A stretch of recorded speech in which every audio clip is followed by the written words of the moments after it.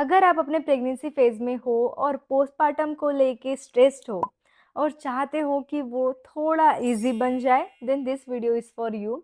Hello दोस्तों, मैं हूँ निकिता और मैं बनाती हूँ motherhood, fashion, lifestyle related content. इनमें से आप किसी भी चीज़ में इंटरेस्टेड हो, then you can subscribe to my channel. मैं भी एक माँ हूँ और मेरी 2 साल की बेटी है। मोस्टली हम प्रेगनेंसी फ़ेज़ में हमारे बच्चे के बारे में सोचते हैं दैट बच्चे को क्या नीड है, क्या एसेंशियल्स है। बॉटल हो गई, उसके डायपर्स एंड क्लॉथ्स। लेकिन हम हमारे पोस्टपार्टम जर्नी के बारे में सोचते ही नहीं है, जो कि जितना बच्चे के लिए डिफ़िकल्ट होता है, उससे कहीं ज़्यादा आपके लिए डिफ़िकल्ट होता है। Mostly if you are going through a C section. So कुछ चीज़ें एंड कुछ टिप्स जो कि you has to know before your delivery, ठीक है?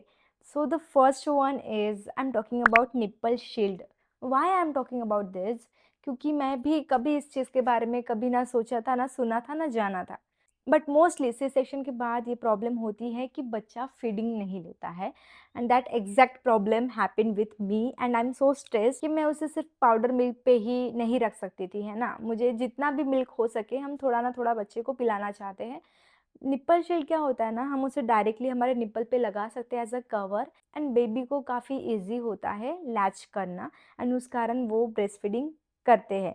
बट ऐसा नहीं है कि एक बार आपने स्टार्ट कर दिया तो हमेशा वही आपको यूज़ करना है। बीच बीच में आप उसे निकाल के ट्राई करते रहे, क्योंकि 2 महीने तक मैंने उसे यूज़ किया था and then my baby directly start taking breast feeding.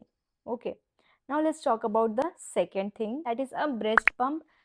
सभी को इस बारे में पता है already, no doubt in that, but हम सोचते हैं कि ये काफ़ी ज़्यादा कॉस्टली होते हैं। बट मैनुअल पंप्स भी आते हैं जो कि काफ़ी ज़्यादा अफोर्डेबल होते हैं। प्लस अगर आप अफोर्ड कर पाते हो then definitely invest in nice electric breast pump. आप कोई भी काम करते हुए उसे यूज़ कर सकते हो एंड उसे अच्छे से बॉटल में आप स्टोर करके रख सकते हो। देन जो ठंडा बॉटल अगर आप फ्रिज में रखते हो तो आप डायरेक्टली तो मिल्क नहीं दे सकते हो, तो आप क्या कर सकते हो, जो गर्म पानी होता है उसमें वो बॉटल डाल दो। जब हमारा दूध गुनगुना हो जाए देन हम डायरेक्टली उसे बॉटल में डाल के दे सकते हैं बच्चे को। ये चीज़ नॉन निगोशिएबल है कि जो भी चीज़ आप बच्चे के लिए डायरेक्टली यूज़ कर रहे हो फीडिंग के लिए, you has to make sure कि वो स्टरलाइज्ड होना चाहिए, कंप्लीटली क्लीन होना चाहिए। लिक्विड क्लीनर्स आते हैं, उस वो यूज़ करने के बाद आप गुनगुने गर्म पानी में भी आप अच्छे से उसे स्टरलाइज़ कर सकते हो। Now let's talk about milk bottles. कोई भी रैंडम बॉटल में आपको इन्वेस्ट नहीं करना है, ठीक है? अच्छी क्वालिटी की, थोड़ी कॉस्टली होगी चलेगी, लेकिन बॉटल आपको अच्छी कंपनी वाली और क्वालिटी वाली ही यूज़ करनी है। I am talking about the Philips because मैंने उसे ही यूज़ किया था। एकदम थोड़े-थोड़े अमाउंट में मिल्क निकलता है, प्लस इससे कॉलिक पेन भी नहीं होता है बच्चे को एंड अच्छे से ये तो चीज़ है कि आपको अच्छे से उसे वॉश करना है, स्टरलाइज़ करना है, देन ही आपको फीड कराना है। हर चीज़ के पॉजिटिव और नेगेटिव पॉइंट्स होते ही हैं। चाहे आप डायरेक्टली फीड कराओ, तब भी ऐसा नहीं है कि कॉलिक पे नहीं होता बच्चे को, होता ही है। थोड़ा ना थोड़ा प्रॉब्लम्स तो बच्चे को होता ही है। But you has to make sure कि जो भी आप चीज़ें यूज़ कर रहे हो, वो अच्छे से क्लीन होने चाहिए।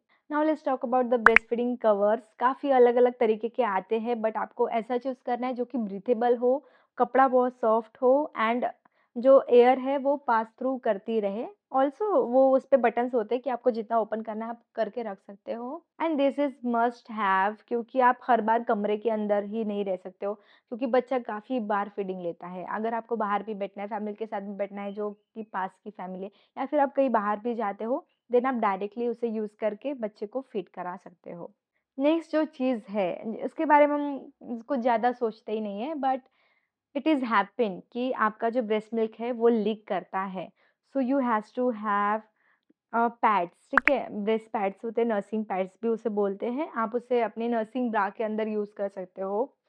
Also you has to have the maternity gowns और अ नाइटीज़। मैं तो आपको मैटरनिटी कॉर्ड सेट सजेस्ट करूँगी। इसमें चेन होती है, आप डायरेक्टली फीडिंग करा सकते हो या फिर पंप करने के लिए भी काफ़ी ज़्यादा यूज़फुल है।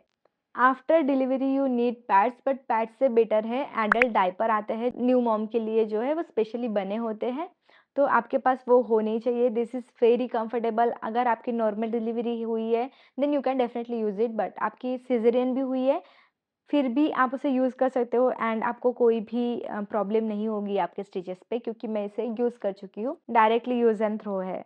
And the last and most important thing is कि कोई भी टेंशन वाली चीज़ों से दूर रहो। बिल्कुल बस खुद पे और खुद के बच्चे पे ध्यान दो।